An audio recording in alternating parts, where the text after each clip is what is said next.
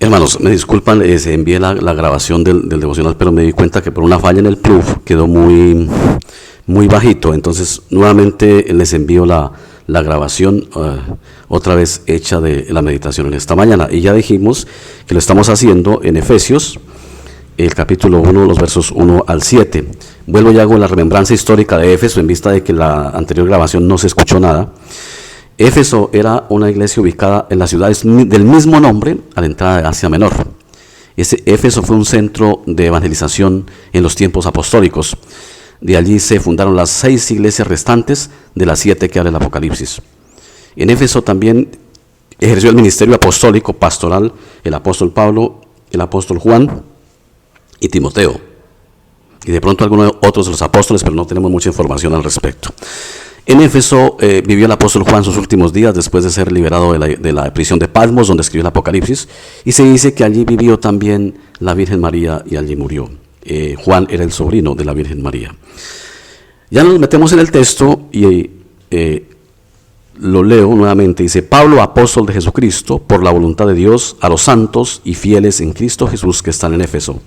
Gracia y paz a vosotros, de Dios nuestro Padre y del Señor Jesucristo. Bendito sea el Dios y Padre de nuestro Señor Jesucristo, que nos bendijo con toda bendición espiritual en los lugares celestiales en Cristo, según nos escogió en Él antes de la fundación del mundo, para que fuésemos santos y sin mancha delante de Él, en amor, habiéndonos predestinado para ser adoptados hijos suyos por medio de Jesucristo, según el puro afecto de su voluntad, para alabanza de la gloria de su gracia, con la cual nos hizo aceptos en el amado, en quien tenemos redención por su sangre, el perdón de pecados según las riquezas de su gracia. El apóstol siempre comienza sus cartas con lo que es conocido como el saludo apostólico, y en ellas deja claro que él es apóstol no por voluntad ni por decisión de él, sino por voluntad de Dios. Y dice: a los santos y fieles en Cristo Jesús que están en Éfeso. Santos y fieles es un sinónimo. El fiel es santo por la sangre de Cristo, y el santo es fiel por ser fiel en la fe de Jesucristo. Y luego da el saludo apostólico: la gracia y la paz a vosotros, de Dios nuestro Padre y del Señor Jesucristo. Y luego comienza dejando claro que definitivamente el hombre no tiene ninguna participación activa en la salvación. Porque dice: bendito sea el Dios y Padre de nuestro Señor Jesucristo, que nos bendijo con toda bendición espiritual en los lugares celestiales en Cristo. Con esto les está diciendo que la salvación no tiene comienzo en el corazón humano como muchos creen, sino que el origen de la salvación y la acción de la salvación está totalmente en Dios, en los lugares celestiales. Cuando yo digo que no comienza en el corazón humano, no es porque el hombre se porta tan bien que Dios lo voltea a mirar y dice: te estás portando bien, entonces voy a traerte a mi reino. O sea, sería un premio. La salvación está ya decidida desde los lugares celestiales. Y hay más: según nos escogió en Él antes de la fundación del mundo. Estas dos verdades en el mensaje del apóstol Pablo, que fuimos escogidos desde los lugares celestiales, bendecidos desde allá, y escogidos antes de la fundación del mundo, definitivamente nos deben quitar de la mente el cuentico de que es que nosotros elegimos a Dios o elegimos por Dios, como dicen hoy. Es que yo elijo por Dios, yo me entrego al Señor. No, es una elección de Dios por mí. La salvación no comienza en tu corazón y el mío. En tu corazón y el mío lo único que es pecado y muerte. Y lo vamos a ver más adelantico en la misma carta de los Efesios. Si estamos muertos, ¿cómo vamos a escoger la salvación? Es Dios quien viene a resucitarnos por medio de Cristo a través de la fe. ¿Para qué nos escogió? Dice: para ser santos y sin mancha. Pero esta es una acción que hace Él, no nosotros. El griego, que utiliza el Nuevo Testamento, es muy enfático en su gramática, en dejar claro cuándo la acción la hago yo y cuándo la acción es hecha hacia mí, o sea, es hecha por alguien externo. Y si estuviéramos leyendo el texto en griego, nos dejaría muy claro que el ser santos y sin mancha es una acción que Dios hace por medio de Cristo y nosotros, no que nosotros lo hacemos. Muchas veces sacamos pecho diciendo: no, es que yo soy santo. No. Nosotros somos declarados santos, pero los que entramos a la iglesia todos los domingos, que nos llamamos cristianos, somos pecadores que nos sentamos en la iglesia a alabar a aquel que nos declaró santos por causa de su gracia, por causa de la sangre de Cristo. O sea, si somos honestos, tenemos que concluir que los que nos reunimos en la iglesia y los que andamos en la fe somos pecadores, que por medio de la fe somos declarados santos ante Dios, pero seguimos siendo pecadores. Por eso necesitamos de la gracia de Dios hasta el día en que muramos. Dejaremos de hacerlo cuando ya dejemos de respirar, así ya cuando la mente ya deje de funcionar y ya no pensemos las barbaridades que pensamos todos los días, ahí sí ya. Y el día de la resurrección, cuando el cuerpo ya no esté sujeto a la corrupción, pues eso sí ya es otra historia que todavía no ha sido hecha. Dice: en amor, habiéndonos predestinado para ser adoptados hijos suyos, por medio de Jesucristo, según el puro afecto de su voluntad.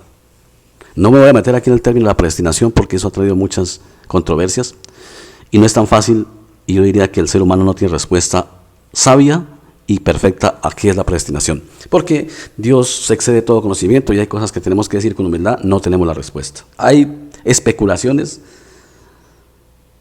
de la predestinación, bueno, no nos vamos a meter en ese campo. Espero hacerle esa pregunta al Señor el día que esté ante Él en la resurrección, que Él nos explique a qué se refería, porque creo que los seres humanos no tenemos respuesta correcta ante esto, y lo que podemos es estar diciendo cosas que no son. Lo que Pablo nos está queriendo decir es que definitivamente no vayamos a pensar que no, que yo me porté bien y que Dios miró desde su trono y dijo: y el muchacho Elber se está portando bien, le dijo a los ángeles: vaya y me lo trae, porque ese comportamiento merece que entre al reino de los cielos. No. Él decidió escogerme y escogernos por puro afecto de su voluntad. O sea, demos la gloria a Él. Dice, repito, dice: en el amor, habiéndonos predestinado para ser adoptados hijos suyos por medio de Jesucristo, según el puro afecto de su voluntad. ¿Para qué? Para alabanza de la gloria de su gracia, con la cual nos hizo aceptos en el amado. Nos escogió y nos hizo santos y perfectos ante Él, para alabarle a Él, no para alabarnos nosotros mismos. ¿Cómo nos alabamos nosotros mismos? Hay una costumbre malsana, no sé por qué, si por orgullo, de muchos cristianos, que porque van a cierta o ya iglesia se creen más santos que los demás y empiezan a sacar pecho. O los que vamos a la iglesia empezamos a mirar a los de afuera con desprecio, porque es que nosotros sí somos, muy santos, nosotros ya levitamos. ¿A quién le estamos dando la gloria a Dios? No, nos la estamos dando a nosotros mismos. ¡Qué gloria tan falsa! ¡Qué culto tan falso! ¡Qué egolatría tan pervertida, diría yo! Porque yo entro a la iglesia, por la fe soy declarado santo, es una acción de Dios en mí, pero sigo siendo un pecador tan igual como el que está afuera. Que he dejado de hacer algunas cosas, por la gracia de Dios me ayudaban a hacerlas, pero eso no me hace mejor que los demás. Entonces, el cristiano sí debe ser humilde. Si hay gente que debe ser humilde en el cielo y en la tierra, es el cristiano, porque sabe que si está en el trono de Dios y está sentado en los lugares celestiales con Cristo, es por pura gracia de Dios, no porque se lo merece. Y alabar a Dios muchas veces, cuando nos enorgullecemos de lo que no somos y nos apropiamos de lo que no es de nuestro mérito, eso no es darle gloria a Dios. Eso es simplemente ecolatrarnos y ofender a Dios. Por eso fue que el publicano de la parábola de Jesús no dio gloria a Dios, porque se empezó a gloriar de sus propias obras. Entonces, al cambio, el fariseo, el publicano, se dijo: pues yo aquí lo único que merezco es el castigo, sé propicio a mi pecador. Y ya saben el resultado de esas dos oraciones. Ahora, fuimos aceptos en el amado, en Cristo.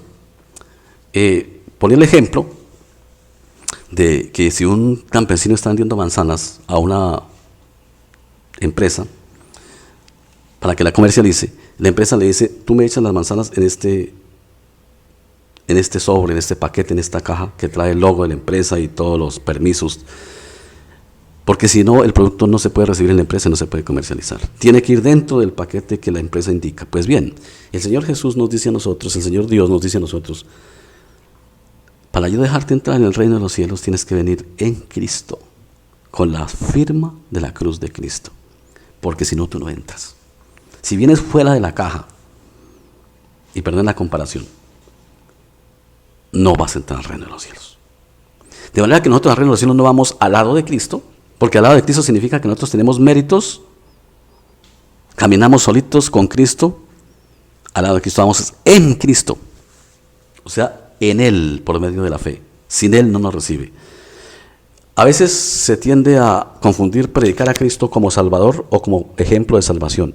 Cuando se predica a Cristo como ejemplo de salvación, se está diciendo que Él nos da ejemplo, pero nosotros tenemos que hacer el ejemplo, o sea, cumplir lo que Él nos dice para ir al cielo.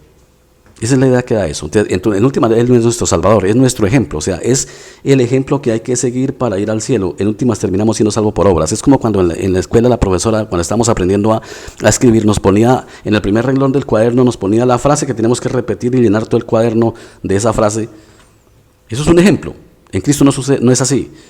Es Él nuestro Salvador. O sea, que al tener la fe en Él, Él nos lleva.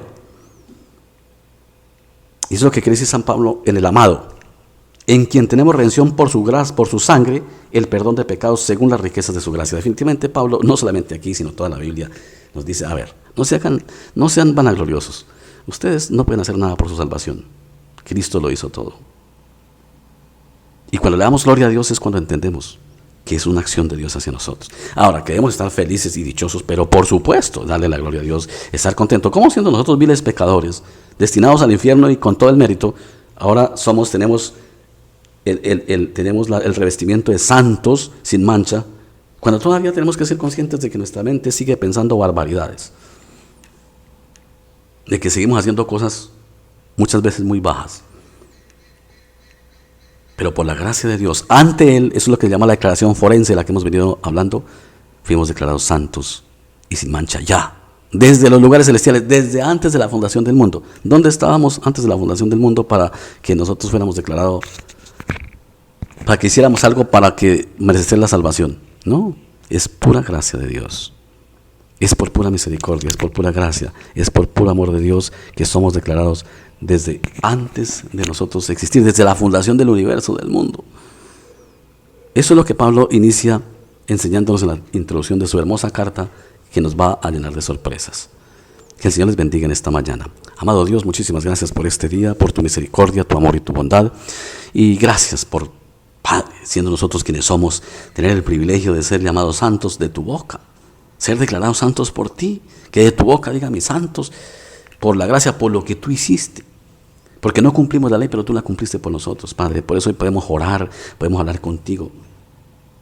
Y también tenemos que olvidarnos, que no se nos vaya a olvidar de que seguimos siendo pecadores, salvados por tu gracia. Porque si se nos olvida que somos pecadores, se nos van a subir las céfulas, los humos, y vamos a terminar dándonos gloria a nosotros mismos. No, la gloria es para ti, como dice San Pablo, para alabanza de la gloria, para alabanza de su gracia. Gracias por tu gracia, Señor, que nos ha salvado.